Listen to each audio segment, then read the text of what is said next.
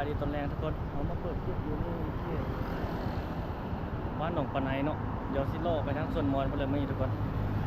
บรรยากาศวันนี้ท้องฟ้าอากาศจะค่อนข้างว่า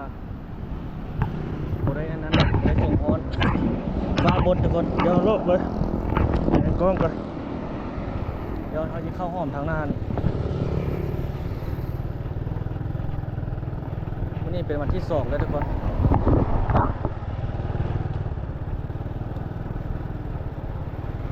เข้าทางหน้าในบ้านหนองปะไนห้อม4อันนี้เมืองสีโคตรตะบอกนครหลวงเวียงจันทร์ลอกไปหอดสวนมอนจินไอโม่อะไรมื่อนี้นะ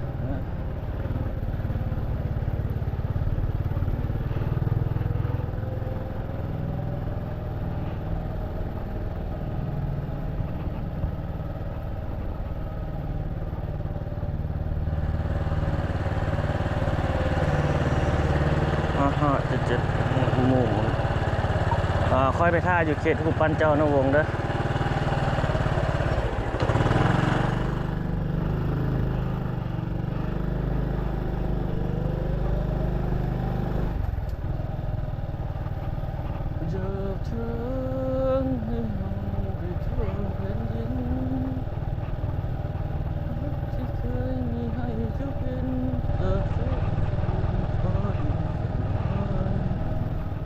บรรยากาศดีทุกคนในฝนหากระเซาะตก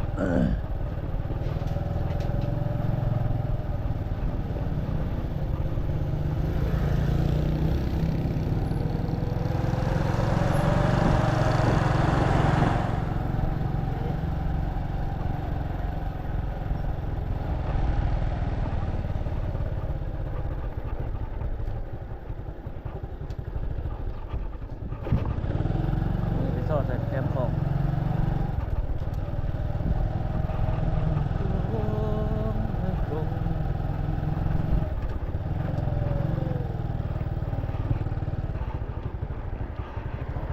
รถมาหลายขนาดข้างหลังเขา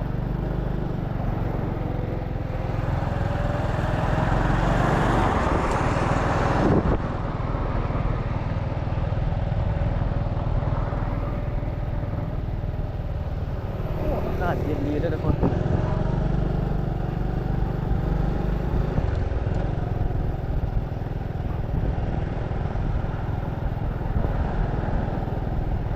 เย็นจ้อยๆเลยเว้ยเบื้องนี่คือน้ำสิปลาที่ขึ้นในจอดนี่ก่อนรถหลายนะเบื้องนี่คือปลาที่ขึ้นนี่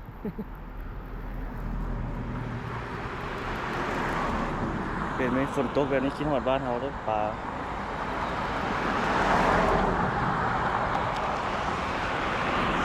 บรรยากาศคนกินที่แถวนี้ว่างๆเป็นสลายอยู่ทางหลังเขานี่แคมป์ไม่ยังว่าขึ้นมาใหม่ครับนี่คือแคมป์ของโอ้ต้นมะกะขินกับเจ้าอยู่นี่ครับทุกคนต้นนี้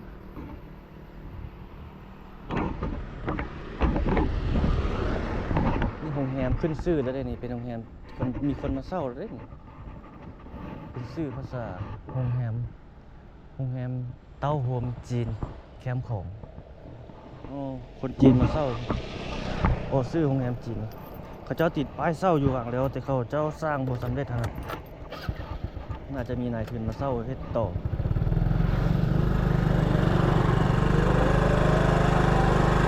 พอลูกค้าแขกเรื่องโรงแรมนี่ทุกคนแขกจีนเนี่ยอาศัยแขกจีนในปัจจุบันนี้ถ้าบ่มีแขกจีนแล้วก็ถือว่าเป็นตึกห้างล้าเช็คเอาเข้าออกนอนนี่ส่วนใหญ่มีแต่จีนล้วนๆเลยคือบอลเขาอยู่คือกันน้อยหนักน้อยหนาที่จะเห็นคนประเทศอื่นมาพักมาเซาบางคืนนี่เต็มวงพอขายก็มีห้องเพราะว่ามันเป็น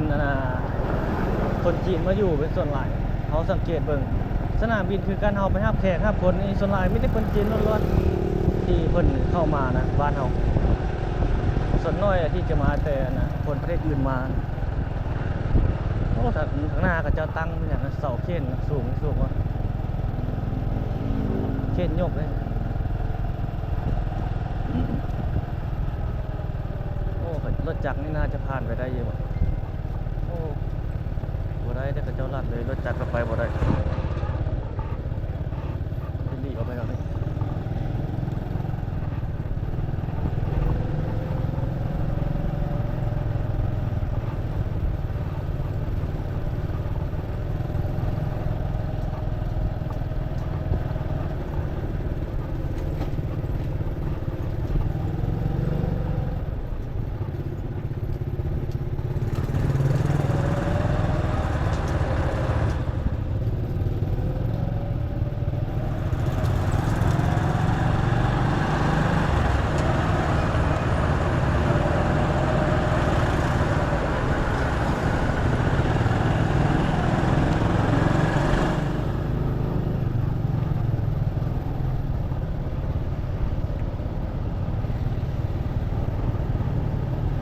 โอ้รถเดินว่าเจ้ามาเนี่ย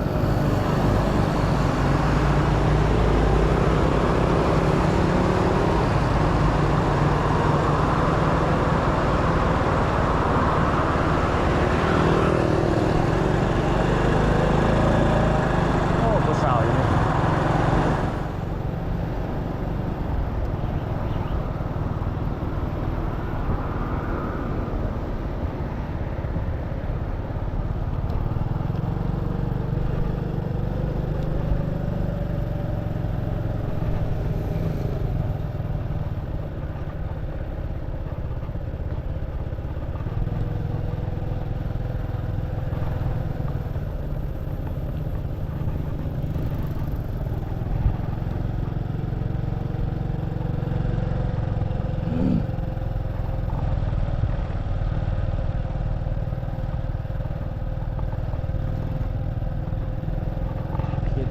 เขตบ้านสีฐาน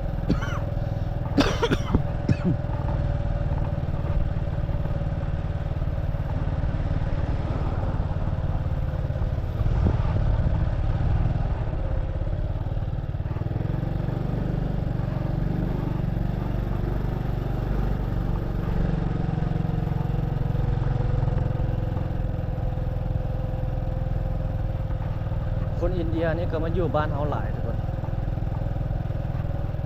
อินเดียเราเนี่ยไปสอดแต่แก้มเขา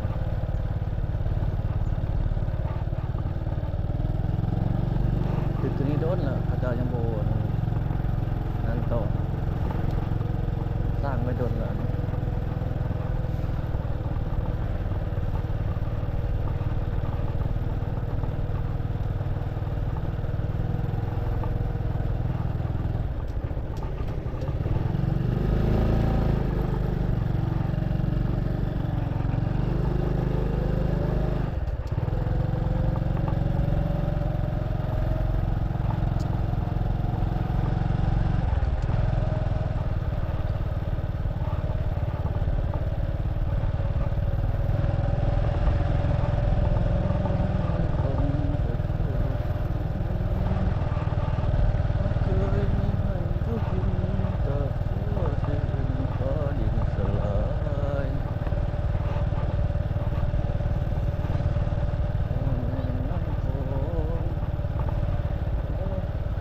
เย็นดีทุกคนเลยบรรยากาศ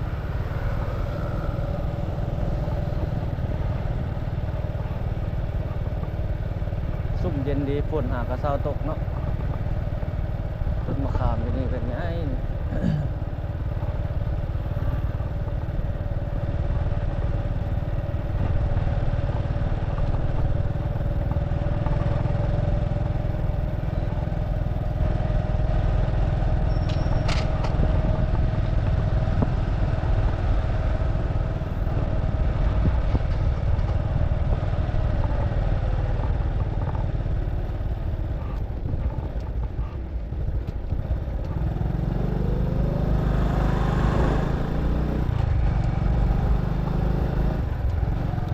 ใต้ตานี่แมบๆอยู่เลย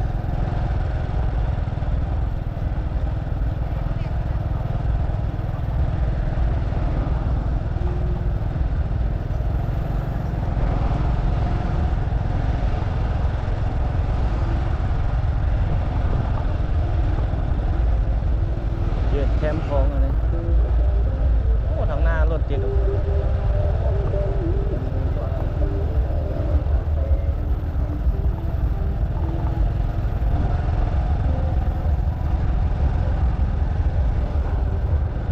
แคมป์ของเวียงจันทร์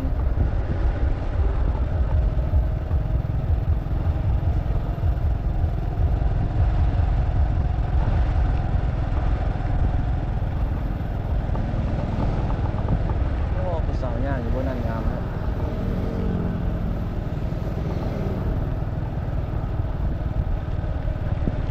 นี่คือบรรยากาศสดๆบนไหนพาโลกพาเบิ่งพาชมไปแต่ละเลน ห้านขายเครื่องนี่เขาเลี้ยวไปให้บางห้านบ่มาไว้บางห้านพระเจ้ากับยานฝนอยู่มันน่าจะมาตกแล้วฝนมันหากกระเซาโมงประมาณ4 โมงปลายมานี่ฝน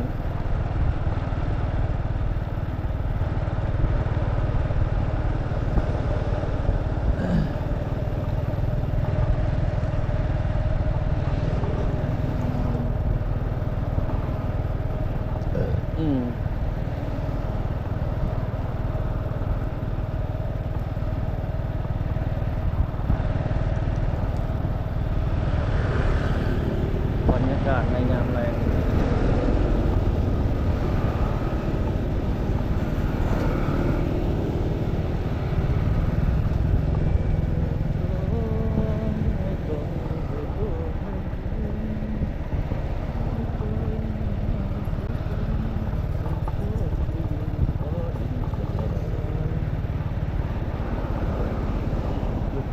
เจ้านะผมจุดถ่ายรูปกันหมูยังบ่มาง่ายเหรอ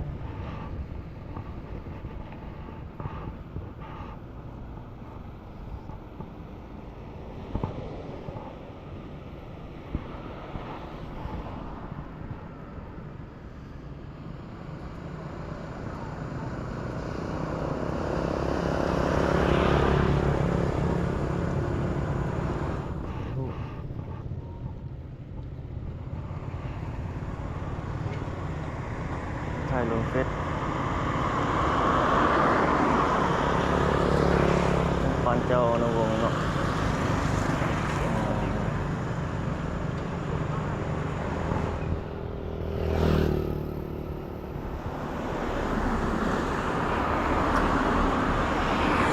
ของเวียงจันทร์ยามแรงฝนหากระเซาตกเมื่อกี้ทุกคนเลย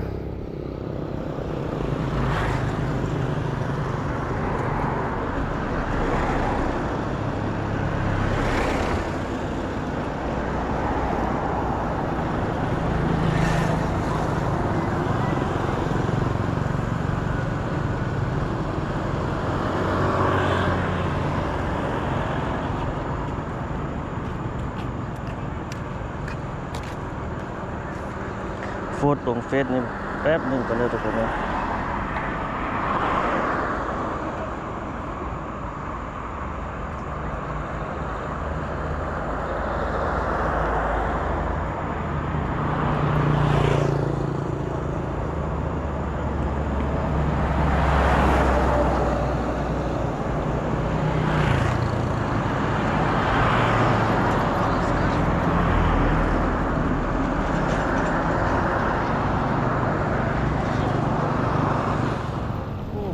มาฮอดไปเขาค่อยขี่ไปทางเรา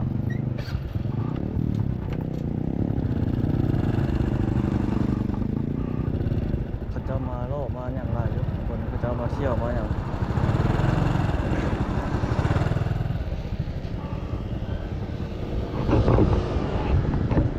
บรรยากาศอยู่ที่นี่ประมาณนี้เลยบนหาดกระตาตกเมื่อกี้เนี่ยเราเลยจะโบมาหรอก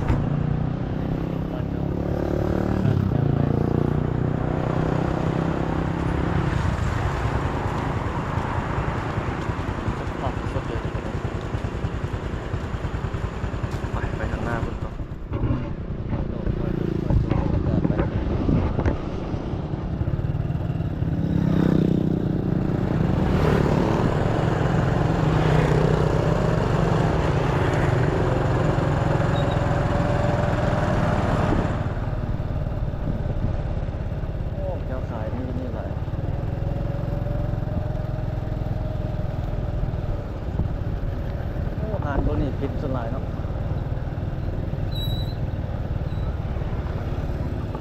โอ้พวกนั้นห้านไอ้อันคันไอ้เขียนคำนั้นเรามาให้เพ่ไปจอดเรากันคนเดียวเราถ่ายเนาะเร็วเร็วเร็วเร็วเร็วโอ้โอ้สบายดีโอ้ปิดมืดแล้วนี่นะ ปิดมืดไม่เหรอเห็นคลิปไอ้ตลอดอยู่เห็นคลิปไอ้ตลอด โอ้เห็นบ่แม่บ่โอ้ บ่มี FC บ่อันทวงตอนนั้นไอ้เปิดอยู่อย่างคุณน่ะ แม่บ่ เซเว่น เปิดเรียนบ่แม่ เปิด มาเปิดที่เซเว่นที่แซงมาเปิดที่นี่ อ๋อ แม่ ไอ้จู่บ่มาแล้วเนาะ ฮะ ไอ้จู่บ้านนอก โอ้โจเราไปเมืองคุณนะ นั่นน่ะ เราไปเมืองเรา ไปมาแล้ว เราไปในกินนี่ก็ในนะ ยังโดนรถเราสิมา ในมันนี่แหละ แม่นบ่ ทำไปในมันครับจะอยู่ลาวนี่บ่ แม่น แม่เนาะโอ้ดีเนาะ จู่อันเห็นคลิปไอ้จู่ไอ้ลัดบ่จู่นั้นหลายๆคนอยู่ กำลังมาแฝงนี่กำลัง เขาถ่ายคลิปไปทางนั้นเห็นมีคนมาทวงว่าเจ้าขี่กายห้านได้เคนคำ ไกลอยู่ตลอดวะ เวียนเดียวกันนะเดี๋ยวเราไปเจอห้านได้ปิดตลอด แม่เหรอโอ้เฮ้ยเขากับแคบอยู่ด้วยนี่นี่ค่ะ แม่นวะ กำลังมาเนาะกำลังแคบ สิไปพุทธไปสวนม้อนมันน่าจะมาแวะกินเนาะ เขาแม่เลยเขายังแคบอยู่หนามาก โอเคโอเค จุดมือนี้เยอะมากเลยมันอยู่แคบ โอเคมาแล้ว มาก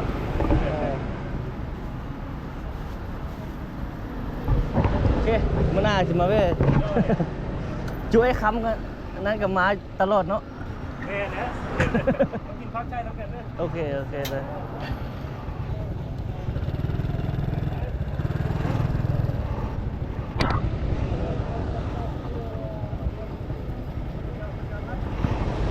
ไปแล้วทุกคนเลยแวะคนในหนึ่งเนาะ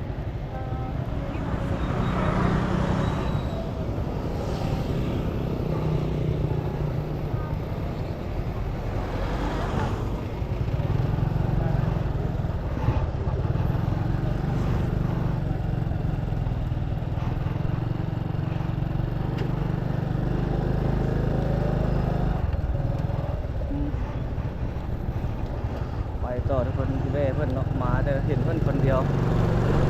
ตอนนั้นเพื่อนมีคนช่วยเลย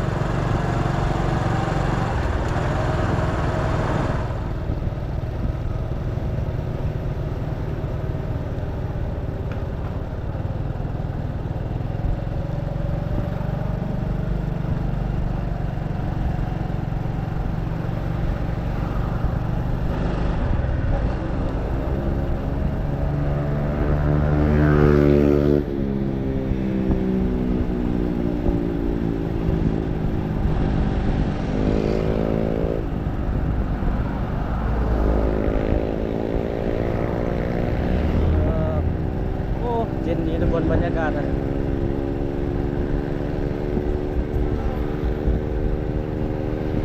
เจ็ดโอ้เขาเจ้าโทรมาฮัลโหล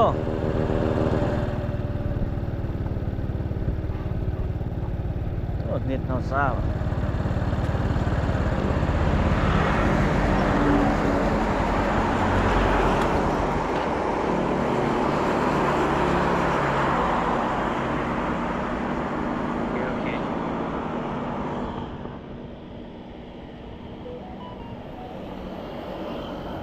โอ้ค่อยไกลลงมาพี่แล้วฮอดดอนจันทร์ไปแล้ว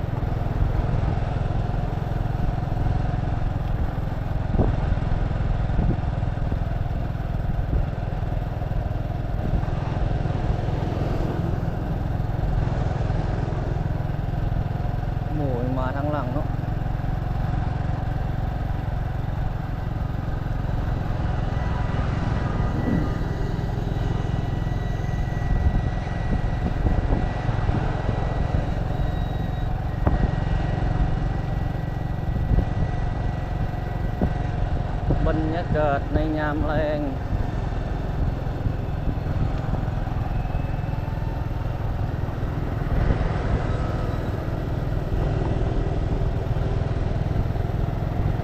โอ้เย็นดี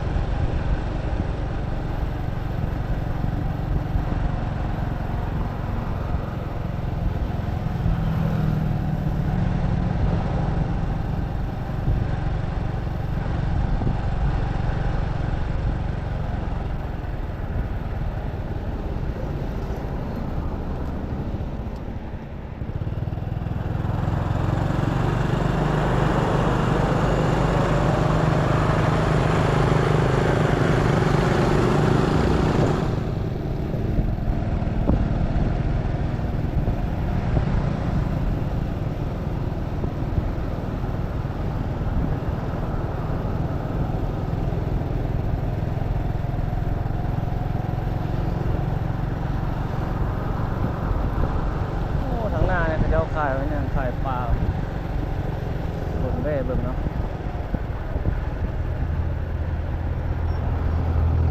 โอ้บักแตงก็มีแต่มาพัก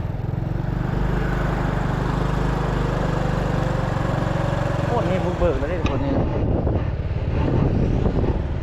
เขาเจ้าเริ่มแปลงดินแล้ว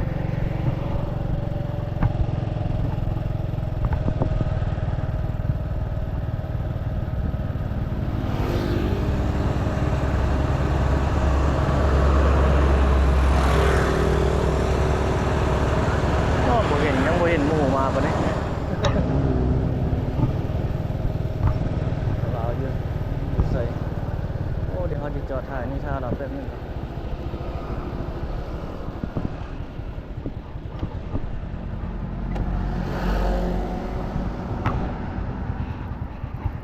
โอ้นี่เรือสำราญเรา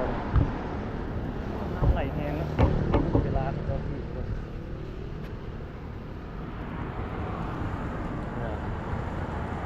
สำราญตัวนี้เนาะทุกคนพอแล้วก็ยิ่งไปพุ่นแล้วลองขึ้นไปพุ่นเลยโอ้น้ำมันไหลแห้งเลยเนี่ย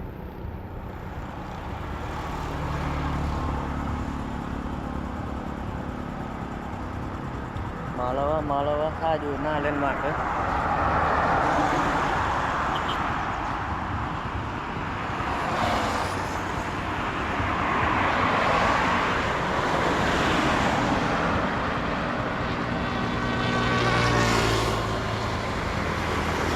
บอกเสร็จทุกคนขาหมูเห็นหมูขึ้นมา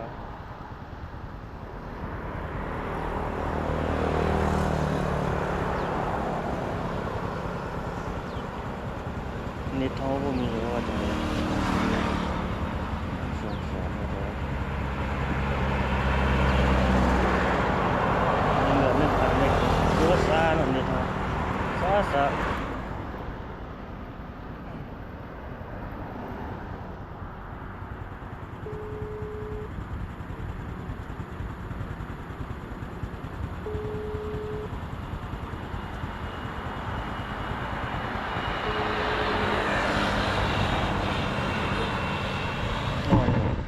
เข้านี่เลยเข้าไปใกล้เลย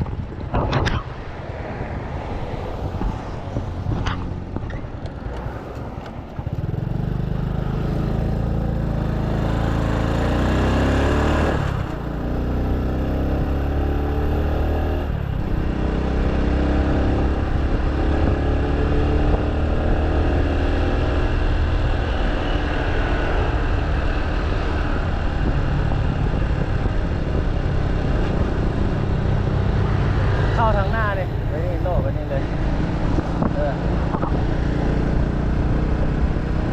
พาโลเข้าไปทางในเนาะ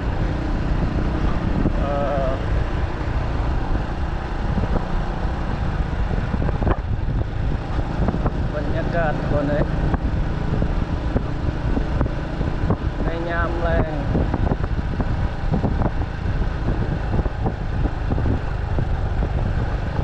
ที่เขานี่โซ่ดอกเบื้องนั้นคนแปลงนั้นคน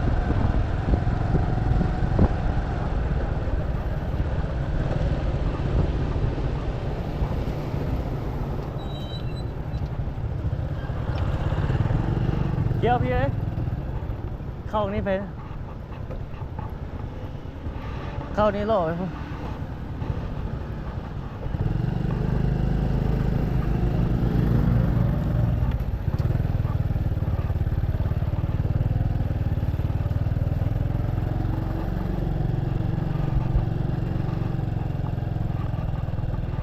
อ๋อนี่น้ำไหลแห้งเนาะ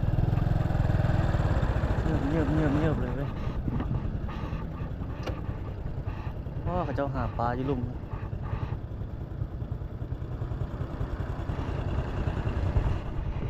ไหลเยือบมันไหลมาด้วยเว้ย ของมาได้หรอ ได้ ของมาได้หรอ ได้นี่จีไทยหูวะนี่ค่อยว่าอันว้าวสุดแล้วลัดนี่ก็ลัดท่านไปไปสิพาเบิ่ง ของมาได้หรอ ได้แล้วก็ลงให้แล้วก็ซอดใส่ได้พุ่นถ่ายคลิปวะถ่ายหูไม่ค่อยกันเด้วยเมื่อกี้แม่ไอเคนค้ำอยู่ให้มื่อหน้าไปนั่งถ่ายคลิปของเราเนี่ยวิวขึ้นดีเลยเรา ไม่เจ้าแล้วมาอยู่อ่ะ เอามา มาอยู่ ไม่จะเอาอะ ใช่จับถ่ายได้ นี่เหมือนเลยของดีเจ้าตัวนี้เตะตัวอันนี้หักตัว เนี่ยอันนี้นะครับ ของค่อยตัวใหม่แล้วนี่ก็ได้ ตัวไม่เอ็นบอก อันนี้มัน ใช่ ซื้ออยู่นำตัวนี้มันเป็นขาค้ำอยู่นำโอ้ยทานโทรศัพท์ก็มีเรามาบิดใส่ดิ นี่ตัวนี้มันฮักนี่ เอาแต่ตัวนี้เลยเอาแต่ตัวนี้มาใส่ คอยก็มีอันนี้อันนี้เขา ค่อยหักอันนี้นะเขาเก็บอันนี้มันใหม่แล้วมันหักเปิด โอ้นี่ก็จะไปชื่ออันนี้มาใส่แบบนี้ หั่นใส่ ชื่ แล้ อ ว กันอยู่เนาะ 800,000วะ700,000 800,000มันตัว ชื่อประมาณที่พันหนึ่งว่าจะชื่อกินแล้วก็ประมาณนั้นแหละ 6-700,000เด้ย ไปชื่อตัวนั้น800 อ๋อ โอ้แม่นแน่เนาะ ขึ้นลงเลยวะ ปิดปรับเอาปรับตัวนี้เอาดิแม่นบ่จะสิใส่ลงได้ใส่ลงตั้งวะ ลวงบ่ลวงนั่นแหละเนาะลวงขวงเลยเนาะถ่ายยูทูบ ลงขวางวะเอามันขึ้นลมวะนี่ลงตั้งลงขวางเขาก็ปรับตัวนี้ขึ้นเอาแม่นบ่วะ ดีเป็นนี่ดี อืม นี่เนาะลวงขวงนี่ดีนี่ อืม ปรับตัวพี่ อืม ปรับตัวนี้บ่ได้นะเนาะ อืมเย้คุมรุ่นดีอยู่เด้ ไปถามซื้อนี่มันยังถามว่าเมื่อนั้นมันว่าเมื่อวานนี้มันเจ้าเอามามันวะ ชื่อเพราะนี่วะ บ่มัน ชื่อ มันก็มีอันเป็นไม้เล็กๆก็60-70 พันแสนไฟ บ่ได้เนาะ แล้วเขาก็มาเอาแต่อันนี้มัน แล้วก็มาบิดใส่นี่แล้ว ตกที่หน่อยเนาะ ถ่ายรูปไม่ค่อยอยู่นี่ได้บ่ถ่ายรูปพวกนึงเนาะแจ้งอยู่อะ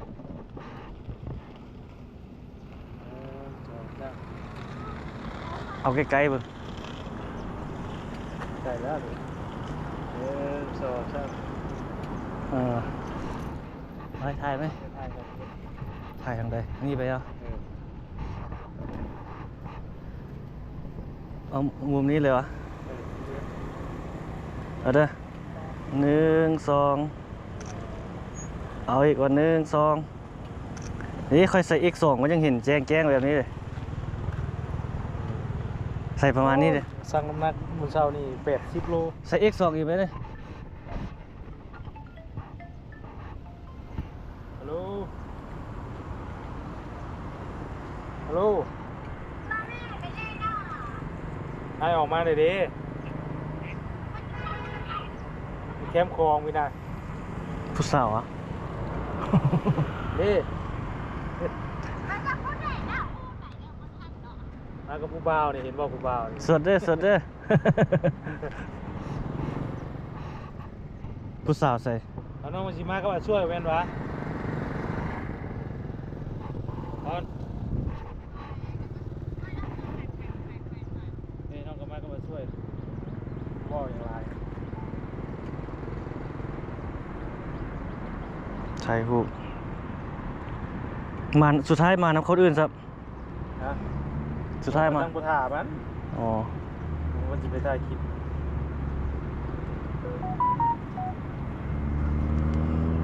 ใส่ X2 3ค่อยถ่ายให้เจ้าลองเบิ่งดู อะไร นี่ใส่คูณมาตัวใส่ที่2นะให้มันเห็นนั้นใส่ตัวนี้ อันนี้ว่ะ ไม่นละให้เห็นคนนี่เลยอยู่ซ้ำนี่แหละให้มันถึงเต็มเลยบ่ไกลโพด เพราะว่าฉันยับเอาไว้ไม่ได้กูอิดวัดได้ อ๋อโอเค สองกล่องสองสาม พอแล้วเปิดคลิปไหมจะเปิดรอนี่ก็ลงพุ่นเลย เก้าล้านปลายได้ชื่อตะกี้ โทรศัพท์นี่วะ แจ้งอยู่ 10 ล้าน อยากได้ S16 นะตอนนี้นะ แจ้งแล้วตะกี้กล้องมันยังนั่นแล้วตะกี้เก่าเลย เหรอ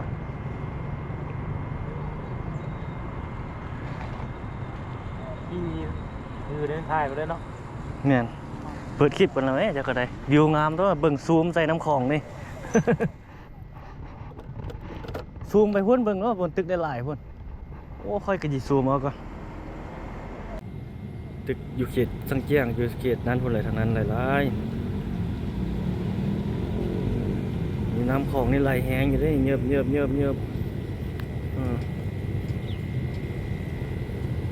น้ำของไหลแห้งอยู่เบิ่งไม้ไหลมาบรรยากาศไปลองไปต่อทุกคน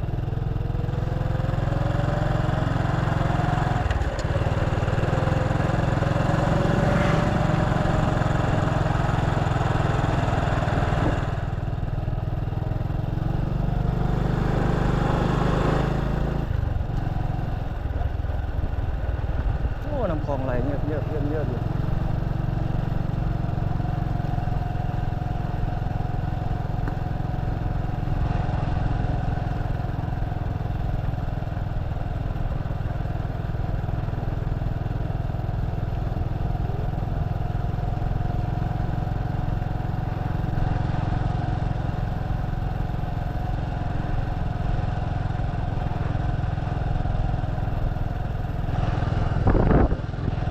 เบิ่งบรรยากาศสดเลยทุกคน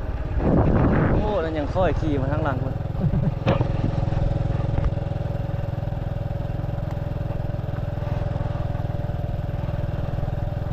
ตะเวนบ่เห็นวันนี้ตกดิน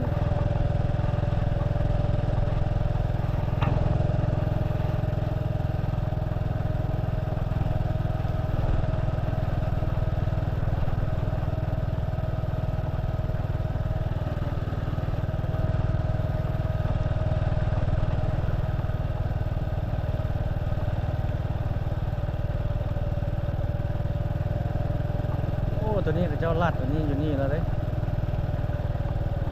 ผ่านไปเวลาเลยตันแล้ว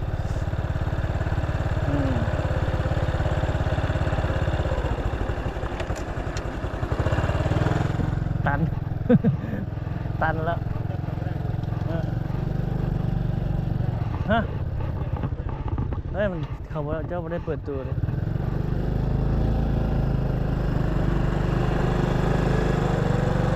ตันทุกคน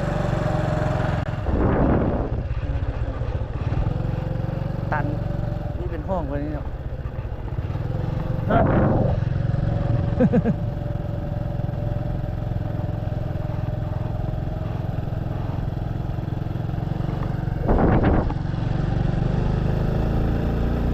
โอ้เหือเจ้าเล่นเยอะตันซ้ำทุกคนเลย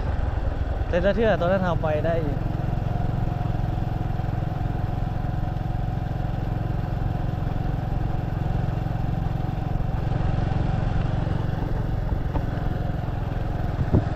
รถมันเกินต้องเด้งมันมุดกิน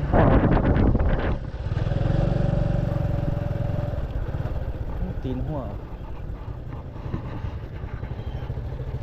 คือว่าต้องเด้งเว้ยมันคือตีนหัวนี่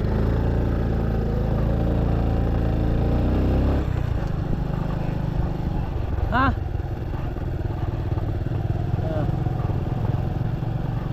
ไม่อะไรมา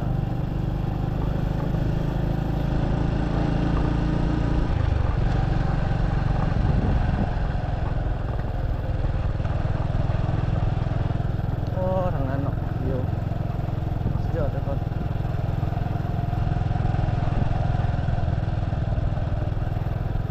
ตอนนั้นเอาไปเพิ่นยังบ่ได้ใส่ตู้แบบนี้เด้เบิ่งนั้น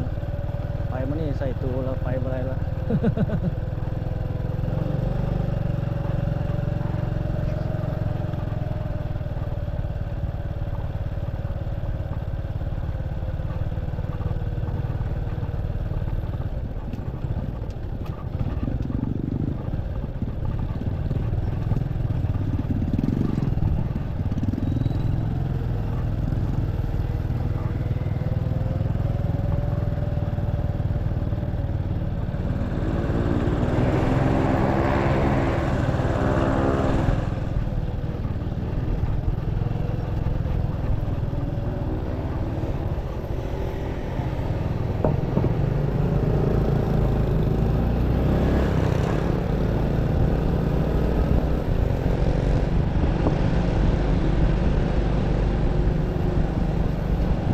บรรยากาศอันนี้เป็นถนนท่าเรือแล้วเด้อทุกคน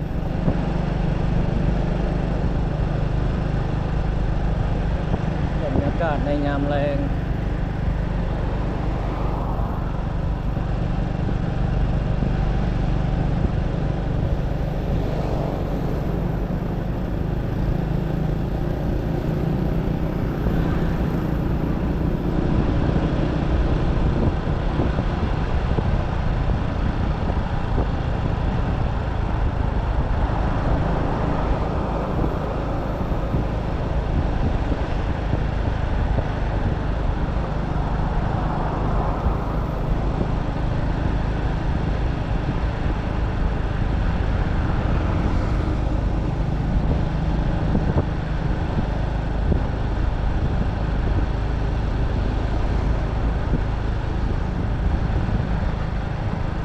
ร้านอาหารลักซี่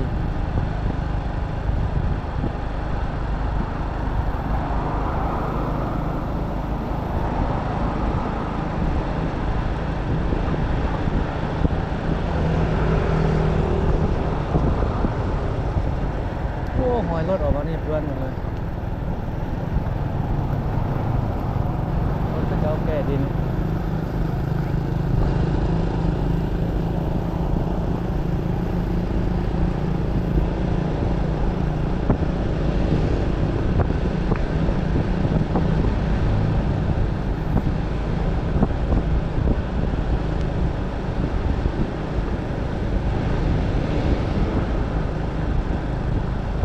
รถไฟฟ้าแถวนี้หลายเนาะ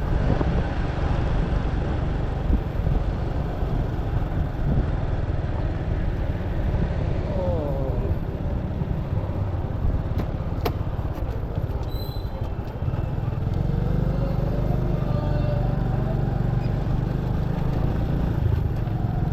นี่แล้วล่ะคนหลายเด้มาเนี่ยแถวนี้เต็มเลย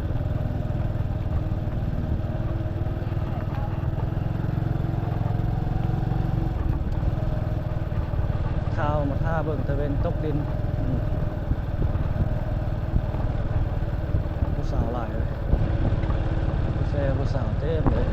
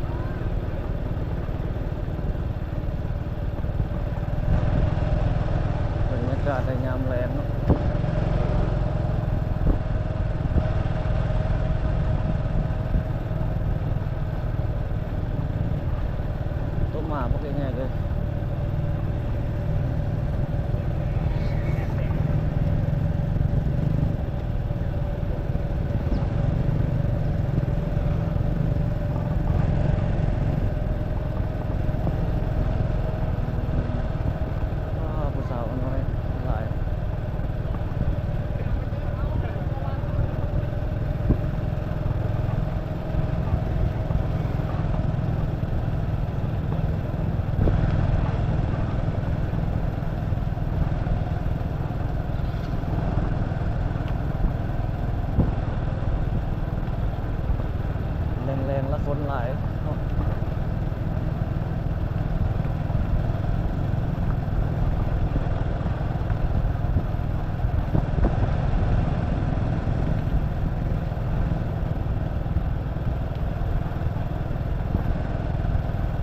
นี่ผู้สาวอยู่นี่จะขายเนี่ย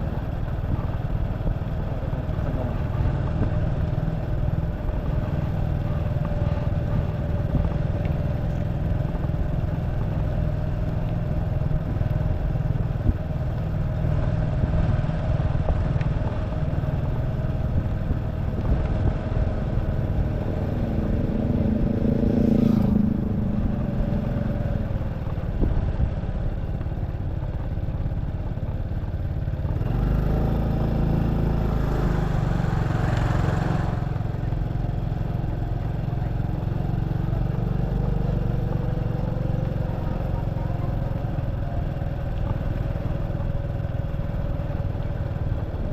ขายของอยู่ของกินหลาย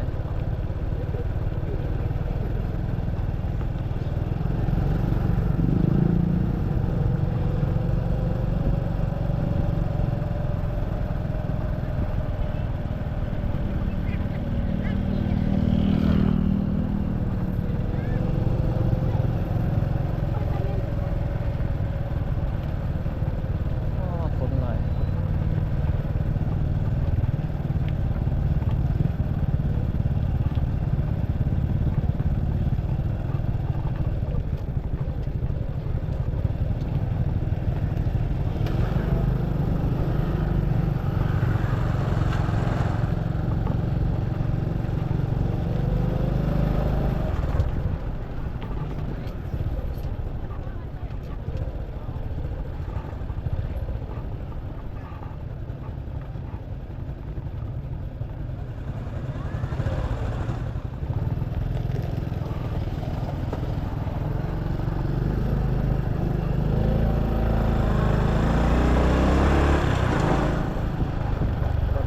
ตอนนี้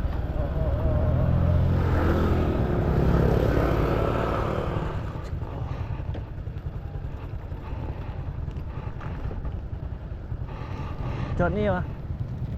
ไปจอดพูดแล้วจะย่างมาวะเดี๋ยวจอดนี่ไปจอดพูดแล้วย่างมาวะฮะจอดนี่วะจอดพูดมา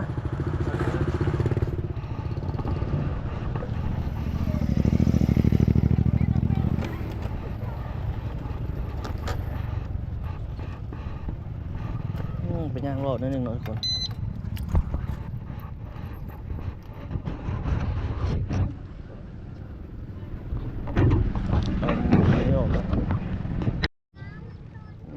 โหดแล้วปะดิ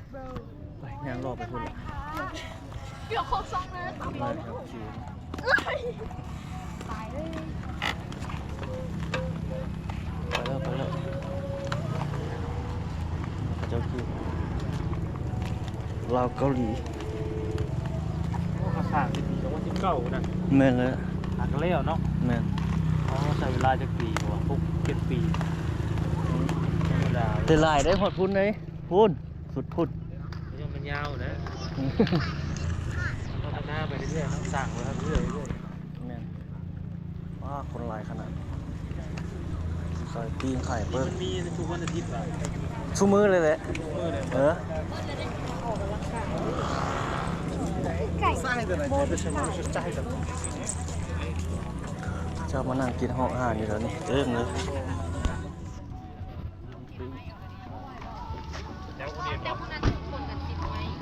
ยังกระสับขาวป่ะ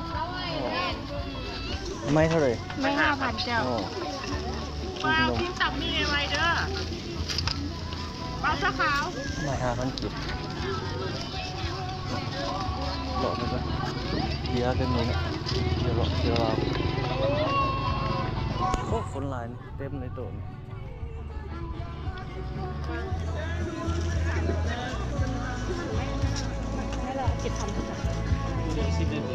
ฮะลืบหลังบ้านเอาเจ้าลืบแล้วเจ้าจงแต่เสียงเว้าเจ้าไว้ก็ได้ มันลืบได้เด็ก เมาอ่ะ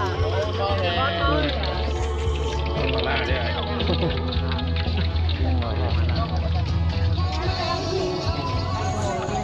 กินงอกกินนม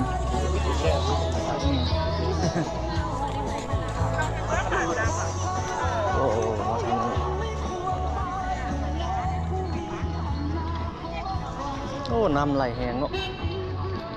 ขุดมาแต่คุณเจ้าส่งเหงือจะนี่แหละโอ้คนหลายคนหลายจุ๊บน้องทีสไลเดอร์ เคยดิ ขาหัก ไม่ได้ง่ายเลยนี่นะ ขาหักเด้บุก เกิดสนิมเป็นนะเขาเก่งกันเล็กหน่อย ก็เลยพลิกบัดพลิกล้มมานี่โอ้อันตรายเลย เขาฝึกไว้ง่ายได้เนี่ย แม่น เขาฝึกทุกมือเลย อันนี้มันอย่างกระเทียมอันนี้เป็นยาเด้อันนี้เห็นเขาเจ้าโคว่าเป็นยาเลย คิดว่าเคยโดนกระทา ให้เขาเจ้ากินกระเทียมกระเทียมดำเลยกลับเท่าไหร่นี่ กลมละแสน ตรงละเสียนอ๋อ อันนี้ผม 60 เอ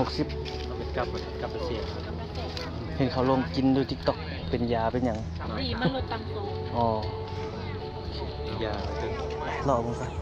กินนั่นนี่ใช่คือเก่าเลยจะไปกินเบียร์คือกัน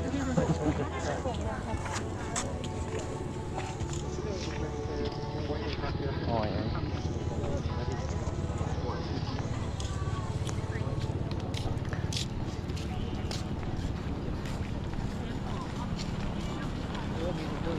ไหนบัวบัวเห็นบ่อันนี้จะเป็นตกดินอยู่ทางนี้แต่ละมื้อแต่ว่ามื้อนี้มันฟ้าบดเนาะอืม ต้องมีแต่ปลาไหมว่านต้องมีแต่ปลาบนนี้ นี่วะของเว้ยใส่อันน่ะมันหยังวะใส่อันใส่แนวอ้อยมันก่อนใส่แนวอ้อยมันแล้วจึงนั่นมา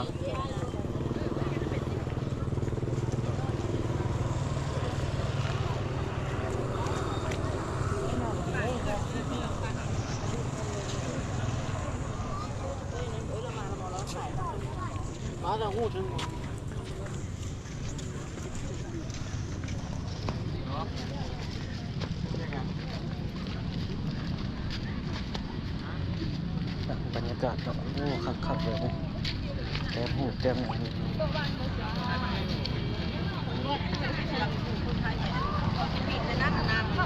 สาวพันกิจ ไม่เข้าไปหลงควรหลายผมก็ โอ้หมานี่ก็ ยันตลาดเนาะ โอ้หลายแนวอยู่แนวกิน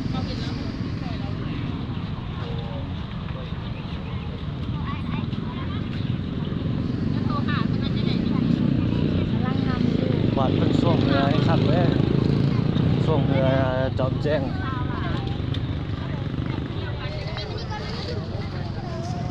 โอ้คนหลายเหงาด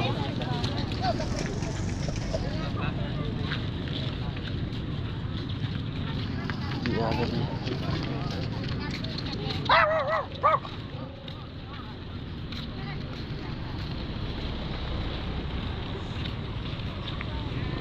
ติดหน่อยเจ้าแต่หูเย็นแต่หูนี่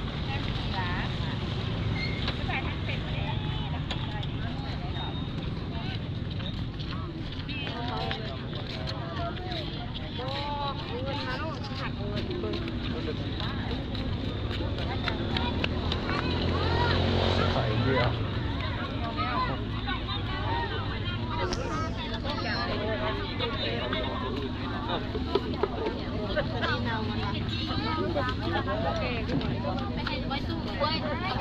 โอ้คนหลายมีนั่งมีกินพร้อมเลยโอ้ฮานี่คนลุมหลายนี่กับปิ๊ก รอไม่หาค่ะ อันนี้คนลุมหลายจีนคือเดียวเนาะ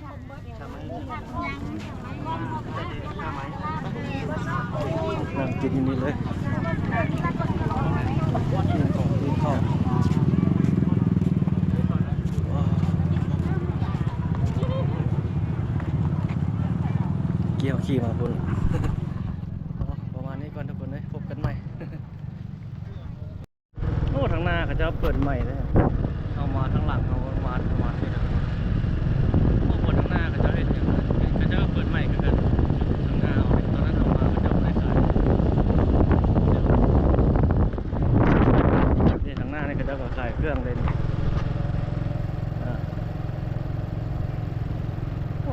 เต็มนะโอ้เป็นบ่อนฝากรถที่อย่างไรนี่อ๋อเจ้าขายตันอยู่บนนี้เนาะนี่เข้าไปบ่ได้เลยนี่อ๋อเจ้าตันคนนี้เนาะให้รถผ่านไปสุดเนอะไปกระตันไปกระตันอยู่ไหนฮะโอ้ย ไปกระตันอยู่ไหนฮะ